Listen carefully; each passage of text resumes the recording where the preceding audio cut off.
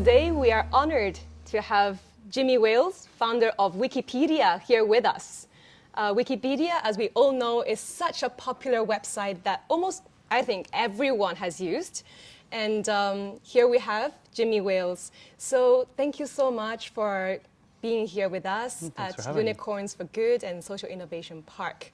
So with such a popular and successful platform, what does Wikipedia mean to you?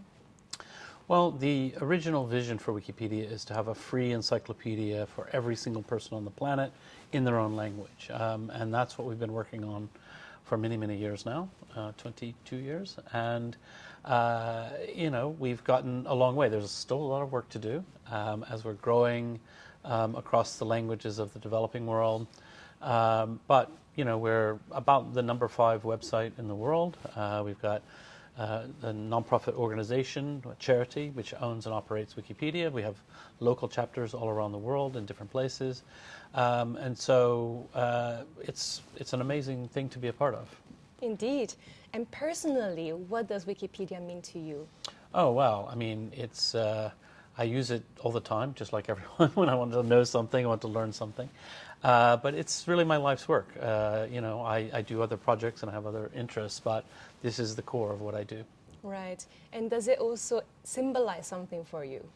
Well, it's, you know, I talk about Wikipedia. You know, one of the questions people sometimes have is, oh, why don't you just put advertising in Wikipedia? And what I always say is that I'm not against advertising generally, but for Wikipedia, I think of it as a temple for the mind.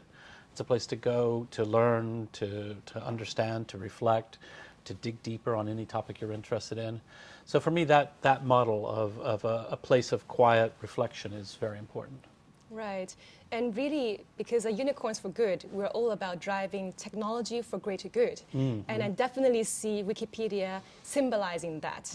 What was your driver to using tech for good in creating Wikipedia? Yeah, well, I mean, for me, it was really more of a start of when I had the idea of a free encyclopedia using the principles from open source software, meaning free licensing and collaboration. I wasn't thinking I wasn't starting with tech for good. I was just starting with, here's the thing that needs to happen.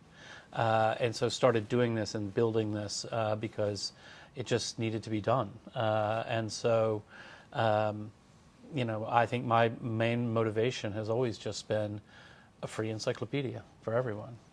And it's also about democratizing the access to knowledge to people. Definitely. I mean, when we first, I think most people, when you first saw the internet and you first started to think about what it meant, it's incredible that anyone in the world can communicate with anyone in the world, that anything you want to know you can explore and learn for free. And then, you know, at the birth, around the time of Wikipedia, then this is the era when we had tons and tons of pop-up ads and you know, it was the dot-com boom and all this sort of really exciting and interesting stuff was going on that wasn't really about sharing knowledge. And I thought, oh, we have this amazing tool for sharing knowledge. Why don't we just share knowledge? That would be a good use for the internet.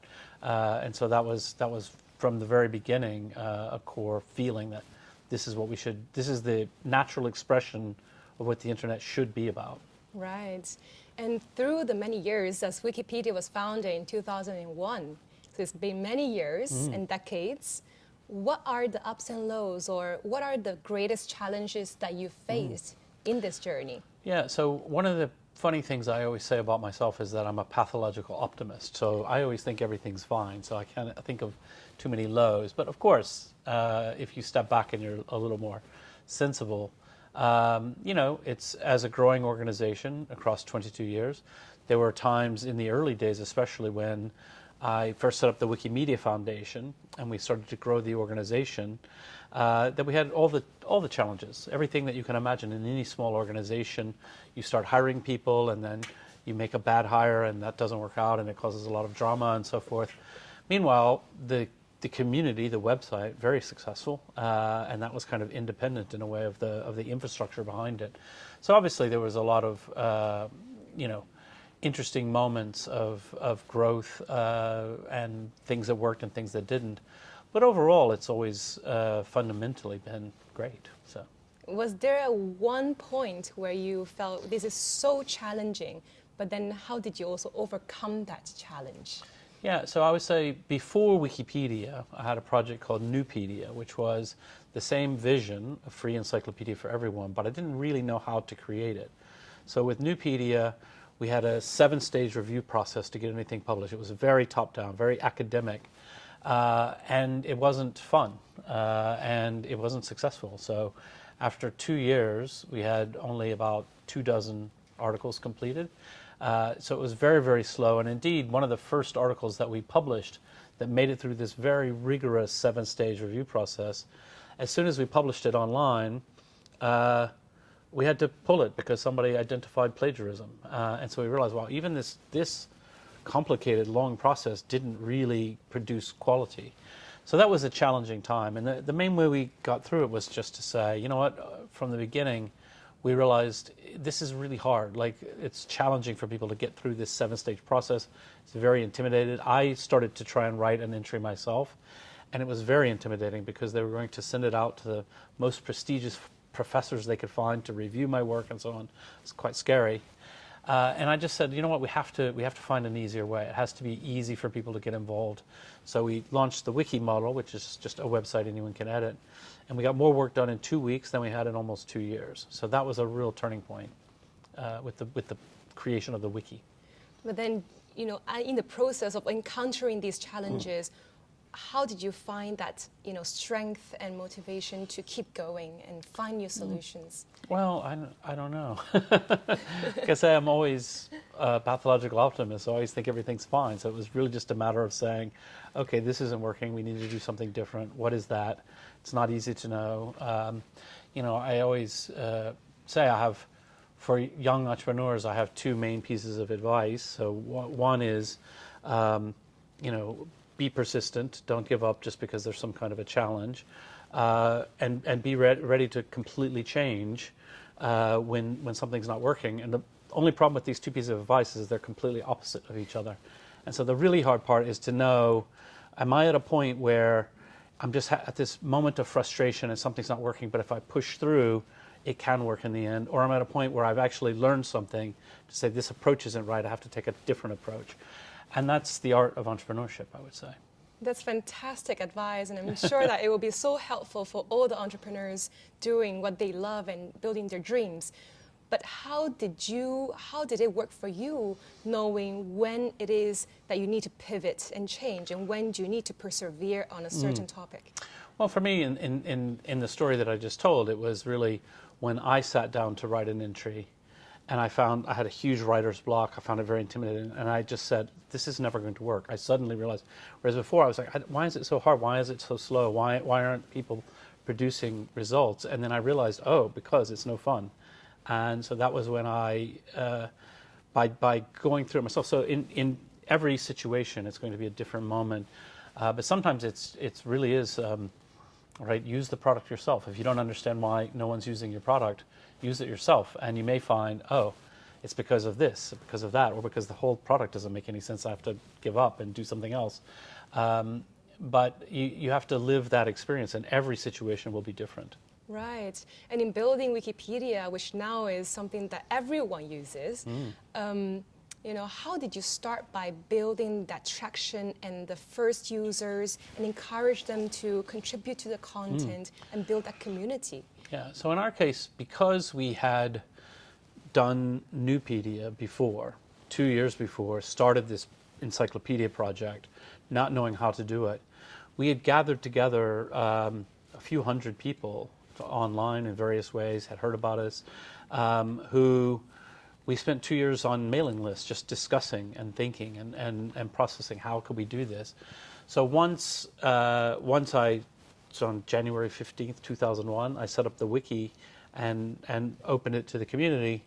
People just rushed in and immediately started writing. And so we already had a base of a few hundred people. But then after that, it just grew and grew and grew, because at that moment, it was the right product, you might call it. I don't think of it as a product really. It was the right thing at the right time. And one interesting thing about an encyclopedia is like a single decent article in the encyclopedia is useful even if the rest of the whole thing isn't built yet. So if you had one good article about, I don't know, New York City, well, people would find it through Google search or whatever, and they'd say, oh, this is good, this is interesting, and then they might click around and go, oh, this website doesn't have very much on it. But it began to be useful, and so that brought people in. And then we got a lot of press coverage. People were interested in the idea. That helped bring in a lot of traffic and a lot of volunteers. Right. And you said that, you know, Wikipedia already had a base to start with.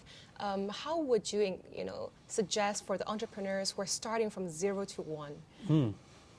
Yeah, I mean, I think every project and every product and everything that you're trying to build is going to be unique and different. And so there's no simple answer to that.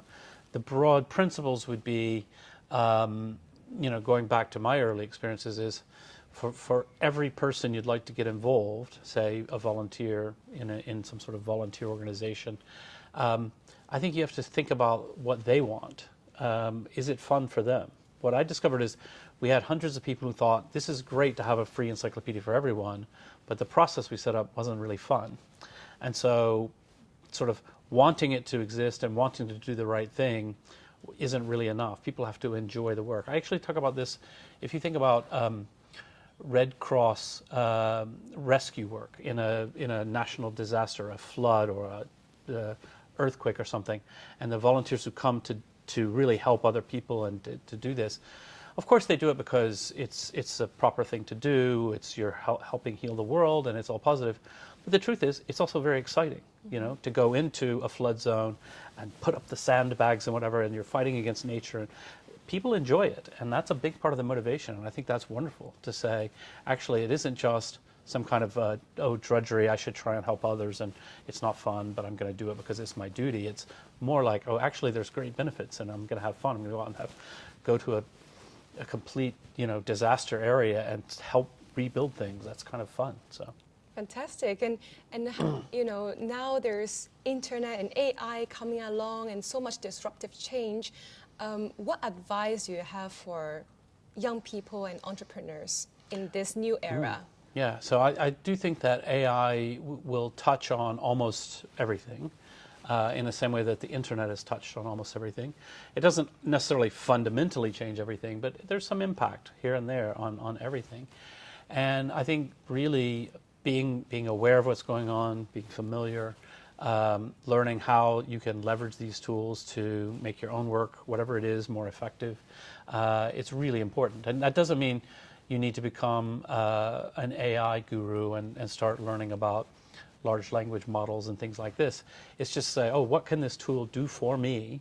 How can I use it to improve the quality of my work or to reduce my costs in many cases? And if you don't do that, you're going to end up, you know, wasting a lot of time doing things that, you know. And I actually find even today, when I think these tools are, you know, amazing. If you've played with any of the large language, it's amazing. But if you play with it enough, you realize it's still kind of primitive. It's a bit of a trick, you know. It's fun, but it's really helpful. I find it very helpful in things like brainstorming. You know, ask ChatGPT for 20 ideas, and you know, just like if you get together a group of creatives and you say, let's brainstorm 20 ideas. If you're doing brainstorming correctly, probably 15 of them are going to be useless, right? But you let yourself free to think. You can get there so much faster with this because it just spits out a bunch of ideas, and you're like, oh. Not only do I see these aren't very good, but I begin to, in my mind, understand, oh, what would make a good idea and things like that. So it's just a really helpful tool for lots of things. And right now, with so much, you know, advancement in technology, then there's certainly a lot of room and scope for using technology for good. You know, what areas would you encourage young people to look into, and how would you encourage them to use technology for good? Yeah, you know, it's. I think there's huge opportunities. So one of the areas I see big opportunities is in education. I had a couple of conversations with Malala, the Nobel Prize winner. She's also very interested and beginning to think about these ideas of how can, you know, from your phone, can you get an interactive educational experience that's so much better than what we could have done 3 years ago, where you're actually able to get real-time feedback on what you got wrong and what you got right and so on. Now, it's not there yet, but it's so much closer than it was 3 years ago. So I think in the space of education, there's really big opportunities to be able to customize learning for individuals. And I think the biggest companies, people like OpenAI, they're interested in this area, but they aren't going to do a custom solution for a particular sort of impoverished community or whatever. That's just too much, but they don't have the domain expertise and so forth.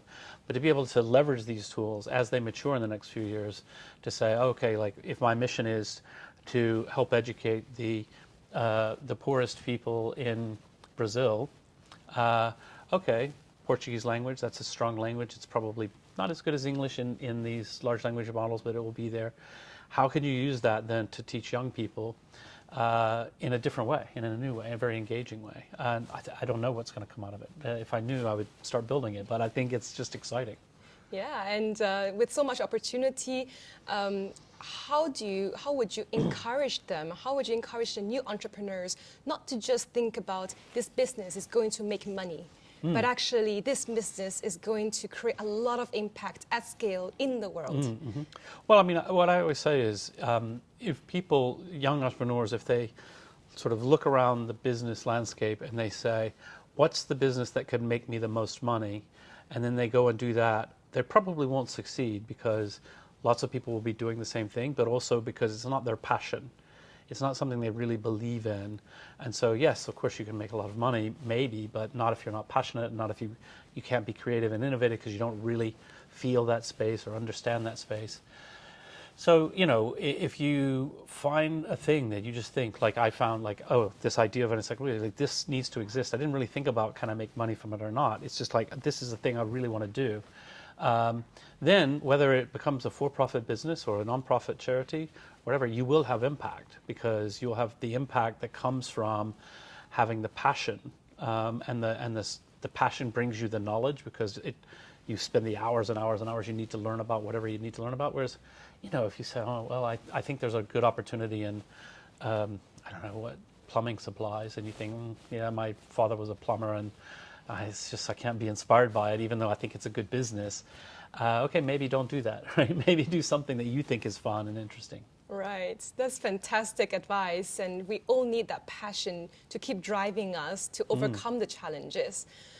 So what are the lessons learned from your many years of building Wikipedia and in life? Yeah. Well, I mean, I think one of the key lessons I've already touched on, but I can say it in a different way, which is whoever you're working with, whether it's customers, partners, employees, volunteers, you always have to think about their self-esteem, their motivations. What do they want to get out of it? Because they want to accomplish something. What is that they want to accomplish? They don't really care about making you money. They don't necessarily care about your big picture vision. But whatever it is that you want them to do, you have to think about, oh, why would they want to do that? And that includes employees. I mean, with employees, I think it's really important. Sometimes businesses fail because they think, well, I pay their salaries, they have to do what I tell them to do. Okay, yeah, you can do that for a while, but nobody likes a job like that, where the boss doesn't really care. They're just like, I pay you, so do what I tell you to do. Oh, that's terrible. You're not going to get that extra spark of motivation and that passion. Whereas if you say instead, like, oh, okay, I've got this group of young people, and they are whatever field you're in, and they're thinking about their future and what they would like to do. How can I help them grow so that they feel like, oh, I'm in a place where I'm learning and I'm growing, and maybe I'll stay with this organization because they're treating me well, or maybe I'll have a great career elsewhere. But that's the way you get the best talent, is by thinking about what do they want. And how do you then, bring this to your organization? What are some of the motivations that you have identified for your employees, and how do you engage them? Yeah, so in the case of the Wikimedia Foundation, we have a very, very mission-driven organization. So this big picture vision of a free encyclopedia for everyone. And a lot of our employees, not all of them, a lot of our employees are drawn from the community, so they're already passionate about the mission, and it's something they really believe in. But in general, and in general, I think this is really true for nonprofits, because you often can't pay fully competitive salaries we try to pay fair salaries, but okay, well, we're competing for software engineers against Google. I mean, obviously Google can pay far more money than we can. And so you have to say, okay, why would someone want to do this, right? And part of it is because the work is meaningful, and you help tie people back to, why are we doing this? Why is this important? What is the impact we're having in the world? And you know, if you think, oh, well, the impact I'm having in the world is because I did this huge data model and I managed to get ad revenue up 0.01%. Okay, that's good. You did a good job. That's fine. There's nothing wrong with that. But it might not be a passion in your life. And so you always have to remind yourself to remind people about the passion that you're involved in. So is there some message that you keep bringing to the people when you talk to them, or in the company's websites, or office? Yeah, I mean, for us, it really is like, we all know what we're doing at Wikipedia, free encyclopedia for everyone. That always ties us back to our roots of what we're trying to accomplish. Wonderful. And lastly, you know, we talked about lessons learned. If you were to give advice to your young self, what would you say? Oh, this is a good one. Well, I should have invested about $1,000 in Apple stock when they were about to die. Be worth millions today. No, that's not a very helpful answer. No, I mean, I really do think it really is about, you know, understand yourself, understand what you enjoy, do something that you enjoy, and then success can flow from that. And even if it isn't financial success, you're enjoying, like you're doing something that makes your life meaningful, as opposed to listening too much. I mean, take advice from older people, of course, but don't just do what your parents say to do, because they may have your best interests at heart, but they don't know your heart, and you know your heart. And so, yeah, listen to advice, but always bring it back to, what do I want in life? Thank you so much, Jimmy Wales. I'm really happy, really honored to have you with this conversation, and we've learned a lot. And I'm sure that the entrepreneurs and the young people also have a lot to take away and a lot of food for thought. Thank you once again. Thank you. Unicorns for good.